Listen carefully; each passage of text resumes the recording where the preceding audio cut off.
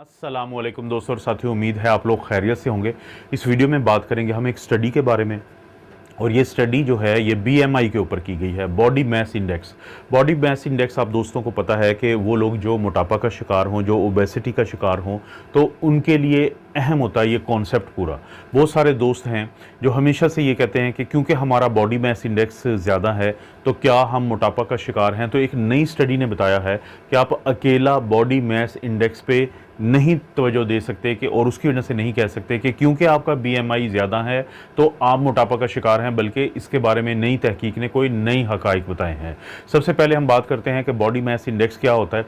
तो कि दोस्तों, आप अपना वज़न लेते हैं किलोग्राम में और उसको आप तकसीम करते हैं। पहले अपनी हाइट लिया आपने मीटर्स में, पाकिस्तान में क्योंकि हम इंचेस और फीट में लेते हैं तो आप उसको तब्दील कर सकते हैं गूगल पे जाके मीटर्स में।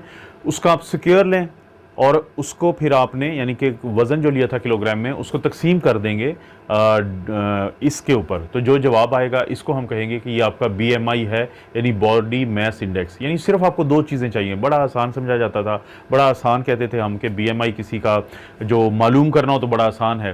तो होता ये था कि अगर किसी का बीएमआई 25 और 30 के दरमियान है तो ये ओवरवेट लोग होते हैं, और 30 से ज़्यादा जो होता है वो उसे हम ओबेसिटी या मोटापा कहते हैं। अक्सर लोगों को हम यही बताते थे कि आप बीएमआई को फॉलो करें तो आपको बड़ा फ़ायदा हो जाएगा। लेकिन एक चीज़ हमें भी बड़ी परेशान करती थी कि फ़र्ज़ करें कि एक शख्स है, वो एक्सरसाइज करता है, वो रोज़ाना जिम जाता है या रनिंग करता है या साइकिलिंग करता है या स्विमिंग करता है, तो उसका मसल मास ज़्यादा है।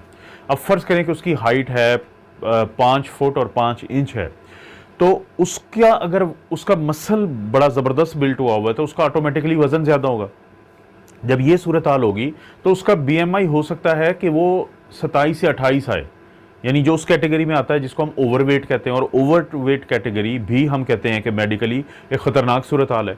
लेकिन जब हकीकतन देखा जाए तो ना उस शख्स को ब्लड प्रेशर है, ना उस शख्स को शुगर है, ना उस शख्स को कोई कोलेस्ट्रॉल का प्रॉब्लम है, ना उसको दिल का कोई इशू है, ना वो सिगरेट पीता है। तो ओवरऑल अगर सूरत हाल देखी जाए तो वो बहुत बेहतर नज़र आती थी।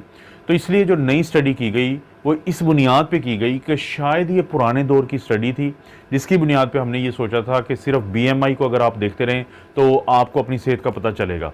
क्योंकि ये नया ज़माना है, नया दौर है, हर चीज़ नई हुई, तो उन स्टडीज़ को, पुरानी को भी नए ज़ाविये से देखा गया। तो पता ये चला कि आप अकेला बीएमआई के ऊपर तवज्जो नहीं दे सकते सिवाय एक चीज़ के। मसलन वो उस स्टडी में उन्होंने देखा कि अगर किसी का बीएमआई 30 से ज़्यादा है फिर तो मोटापा का शिकार हैं, फिर तो चांसेस ज़्यादा होते हैं दिल के अटैक के, फिर तो मसाइल ज़्यादा जन्म लेते हैं।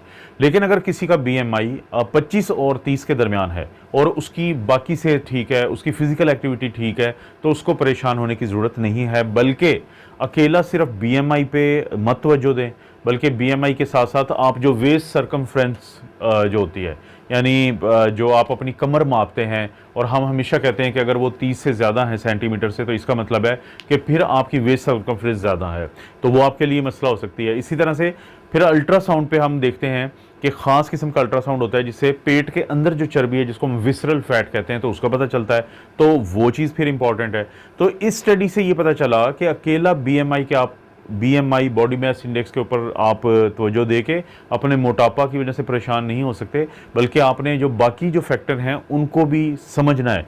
क्योंकि उनको समझेंगे तो तभी पता चलेगा कि आप जो हैं, आपका लाइफस्टाइल कैसा है, आपको कोई ख़तरा तो नहीं आगे जाकर ज़्यादा जाके। क्योंकि दोस्तों ये ज़हन में रखें कि वो दोस्त जो मोटापा की वजह से अक्सर मेरे साथ बात करते हैं, और आजकल तो पाकिस्तान में इंजेक्शंस भी बहुत ज़्यादा लग रहे हैं, तो उनको ज़रूर मैं मशवरा दूंगा कि अगर आप इंजेक्शंस की तरफ जाने से पहले अपना फिज़िकल एक्टिविटी को बेहतर करें। रोज़ाना कम से कम 50 मिनट की आपने वॉक करें, और कोशिश करें उस 50 मिनट की वॉक में कुछ रनिंग भी शामिल हो, कुछ जॉगिंग भी शामिल हो।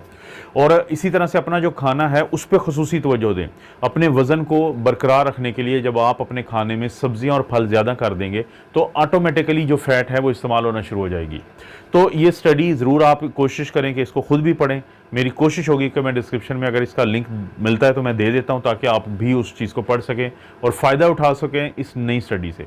आपको पता है इस तरह की नई चीज़ें इस चैनल पर मिलती रहती हैं, तो चैनल को सब्सक्राइब करें, वीडियो को लाइक करें। कोई वीडियो अच्छी लगती है तो दोस्तों रिश्तेदारों से शेयर के ऑप्शन से ज़रूर शेयर कर लें।